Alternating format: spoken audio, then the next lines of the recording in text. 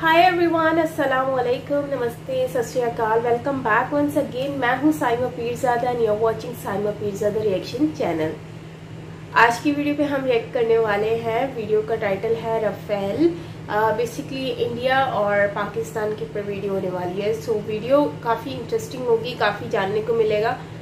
चलते वीडियो की तरफ। अच्छी लगे लाइक कीजिएगा, शेयर कीजिएगा, सब्सक्राइब कीजिएगा अगर चैनल को सब्सक्राइब नहीं किया तो। चलते वीडियो की तरफ। हियर वी गो।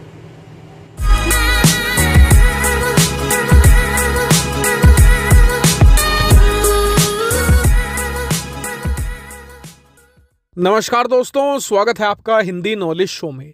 तो दोस्तों, कहा जाता है कि इंसान को कभी लिमिट से ज़्यादा नहीं बोलना चाहिए, क्योंकि इंसान का ये बड़बोलापन उसे कभी कभी ले डूबता है। और जो उसका बना बनाया काम होता है, जिसमें उसने काफ़ी मेहनत भी करी होती है, वो मेहनत भी उसके बड़बोलेपन से बेकार चली जाती है। हालांकि आप सोच रहे होंगे आज मैं आपको कहावत क्यों सुनाने लगा।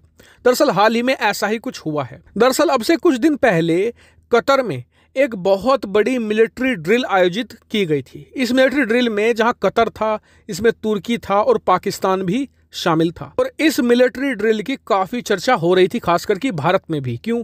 क्योंकि इसमें जो कतर देश है ना, उसने राफेल खरीदे हुए थे, तो वो राफेल लड़ाकू विमान इसमें शोकेस करने वाला था।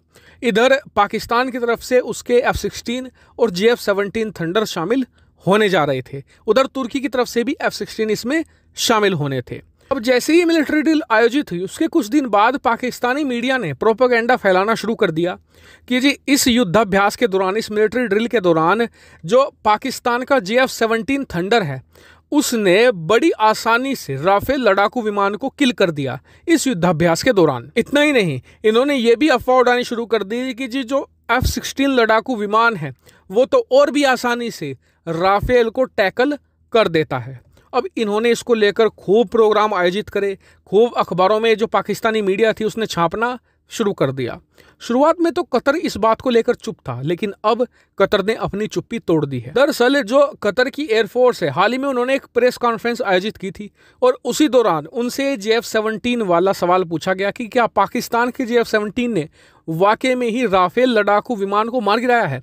तो उन्होंने कहा कि जी देखिए, सबसे पहले तो पाकिस्तान ने हमसे ये कहा था जब ये युद्धाभ्यास खत्म हुआ कि प्लीज़ इन युद्धाभ्यास के नतीजे आप ऑफिशियली दुनिया के सामने जारी मत करना। क्यों कहा था, आगे आपको पता चलेगा। इसका कारण ये था कि इस युद्धाभ्यास के दौरान एक राफेल लड़ाकू विमान ने पूरी की पूरी पाकिस्तानी वायुसेना, पूरी की पूरी तुर्की की वायुसेना, दोनों की बैंड बजा कर रख दी थी। इतना ही नहीं, जो कतर के ऑफिशियल्स हैं उन्होंने बताया कि जो राफेल की डोमिनेंस इस लेवल की थी कि कोई भी F-16 या फिर कोई भी पाकिस्तान का JF-17 अगर करीब भी आने की कोशिश करता था तो बड़ी इजीली राफेल उसे जैम कर देता था चुटकियों के अंदर। लेकिन जो सबसे इंटरेस्टिंग बात कतर के ऑफिशियल्स ने बोली वो ये थी कि जी हमारे पास F-16 भी है, हमारी वायुसेना में राफेल भी है, लेकिन हम आपको दावे से कह सकते हैं कि जो राफेल है उसके आसपास भी कोई लड़ाकू विमान नहीं आ सकता। परफॉर्मेंस के मामले में वो एक तरीके से डोमिनेट करने वाली परफॉर्मेंस देता है। यानी कि जो पूरा एयर स्पेस है, जब वो उड़ता है ना, आसपास का जो एयर स्पेस है वहाँ पर कोई परिंदा भी पर नहीं मार सकता। इस लेवल की हाई एंड टेक्नोलॉजी इसमें लगाई गई है। देखिए, ये कोई पहली बात नहीं है, ना ही ये कोई नई बात है कि राफेल ने किसी दूसरे देश के लड़ाकू विमान को इतनी बुरी तरीके से बीट किया हो। अब से मात्र 3 महीने पहले राफेल ने तुर्की के एयरबेस में घुसपैठ करके बमबारी कर दी थी। जी हाँ, ना ही कोई एयर डिफेंस सिस्टम उसे रोक पाया था, ना ही कोई रडार उसे पता लगा पाया था। और ये तो चले 3 महीने पहले की बात है। मात्र 5 दिन पहले Su-35 लड़ाकू विमान, जिसे अमेरिका के F-22, F-35 के बाद सबसे ताकतवर लड़ाकू विमान माना जाता है, राफेल ने इतनी बुरी तरीके से हराया है उसे एक युद्धाभ्यास में कि उसके बाद मिस्र जैसे देश ने Su-35 के सारे ऑर्डर कैंसिल करके अब राफेल खरीद रहे हैं वो। तो आप समझ सकते हैं कि राफेल की जो रियल पोटेंशियल है अब दुनिया के सामने धीरे धीरे आ रही है। और जो पाकिस्तान ये प्रोपेगेंडा फैला रहा है, इससे कोई फ़ायदा नहीं होने वाला। क्यों? क्योंकि युद्ध में तो लड़ाकू विमान ही उनका जाएगा, उनका प्रोपेगेंडा नहीं जाएगा उनके साथ में। युद्ध के मैदान में राफेल ऐसा भुर्ता बनाएगा JF-17 और F-16 का कि पाकिस्तानी पहचान नहीं पाएंगे कि ये हमारा लड़ाकू विमान है, किसी और का है। बाकी फिलहाल वीडियो में इतना ही। वीडियो देखने के लिए एक बार फिर से आपका धन्यवाद। Thank you very much for watching video. तो गाइस ये वीडियो है जिसमें राफेल की बात की जा रही है और पाकिस्तान का जो जेट है उनकी बात की जा रही है F-16 की। तो आप जैसे जानते ही हो कि पाकिस्तान की जो मीडिया है, पाकिस्तान की मीडिया नहीं बल्कि कहीं की भी आप मीडिया को ले लो, ये सारी मीडिया ऐसी होती हैं, अफवाहें फैलाने वाली होती हैं, कुछ ना कुछ अपने से लगाकर बता रही होती है। उनको कुछ खबर का पता होता नहीं है, फिर भी वो कुछ ना कुछ ऐसा ही अपडेट कर रही होती हैं, लोगों को उल्लू बना रही होती है, क्योंकि उनको सबसे पहले खबर देनी होती है। आई डोंट नो इनको फेक न्यूज़ देकर, इस तरह की फेक खबरें छाप कर क्या साबित करना चाहते हैं ये लोग।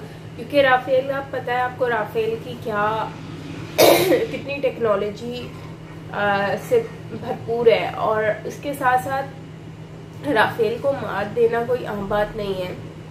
एंड दूसरी बात यह है कि मीडिया अपनी लिमिट्स को भूल गई है कि मीडिया ने किस लिमिट में रहकर क्या चीज़ करनी है, और उनको पता नहीं है कि एक्चुअली ये लोग जो बता रहे होते हैं वो ऐसा कुछ नहीं बताना चाहिए जो गलत हो, जो एक्यूरेट या 100% न्यूज़ ना हो।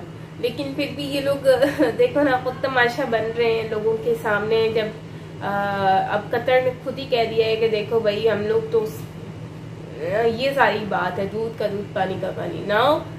अब ये लोग क्या कहेंगे, ये लोगों के पास कुछ कहने को ही नहीं रहा। अब मतलब ये तो शर्मिंदगी की बात हो गई ना।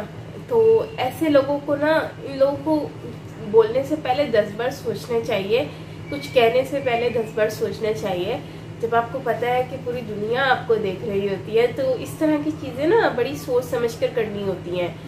पर समझ नहीं आता कि ये न्यूज़ वालों को कब समझ आएगी क्यों छापने पे लगे हुए झूठी झूठी खबरें। एक्यूरेट खबरें दें लोगों को, ताकि लोगों को भी आइडिया हो कि एक्चुअली मामला हैं क्या, ये चल क्या रहे हैं।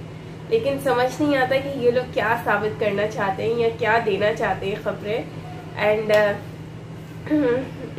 अब कतर ने अपना स्टेटमेंट दे दिया, अब ये लोग भी स्टेटमेंट दे दें, पता चल जाएगा कुछ भी नहीं देंगे ये लोग। हाँ भाई हम लोग तो वो असल में ये वो इस तरह की खबरें देते रहेंगे। खैर ये तो इन लोगों की नेचर में है ही, हम इनकी नेचर को चेंज तो नहीं कर सकते, लेकिन ये है कि इनको सबक सिखाना ज़रूरी है। अगर गवर्नमेंट इस पर एक्शन ले कि यार तुम लोग क्या खबरें दी जा रहे हो, क्या हमें शर्मिंदा करते जा रहे हो। पहले कमी रह गई है कहीं पर कि हम लोग शर्मिंदा होते रहता है। एनीवेज गाइस, ये थी हमारी आज की वीडियो। एंड मुझे तो हंसी आ रही है, सोच रही हूँ क्या रिएक्ट करूँ इन लोगों के ऊपर कि बिहेवियर भी देखो, इनका एटीट्यूड देखो, समझ से बाहर है।